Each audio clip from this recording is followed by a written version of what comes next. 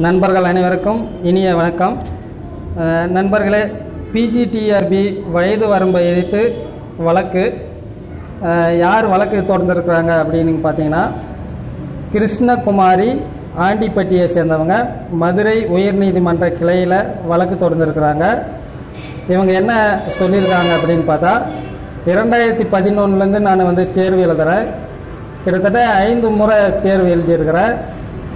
இந்த இறுதியாக தேர்வு நடந்ததில் பணி அனுபவ மதிப்பெண் காரணமாக எனக்கு பணி வாய்ப்பு கிடைக்கல.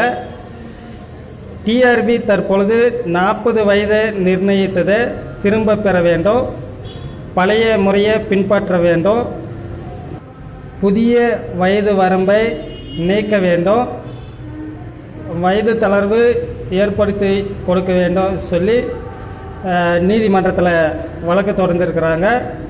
இது சம்பந்தமாக வழக்கை விசாரித்த நீதிபதிகள் டிஆர்பி பதிலளிக்க உத்தரவிட்டிருக்காங்க. எப்படி பார்த்தாலும் நண்பர்களே, தேர்வுக்கு படிக்கிறதுக்கான சூழல் நன்றாகவே இருக்குது, கால நேரம் இருக்குது, சரிங்களா? எனவே நண்பர்களே, கடினமாக உழைத்து வெற்றி பெற வேண்டும். ஆன்லைன் அப்ளிகேஷன் டேட்டும் தள்ளி போகும். கடுமையாக உழைத்தால் கட்டாயம் வெற்றி. இனிதே அமையட்டும் வாழ்க்கை.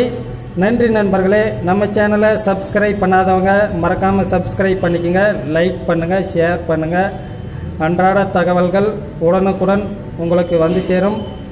உங்களுடன் நன்றி.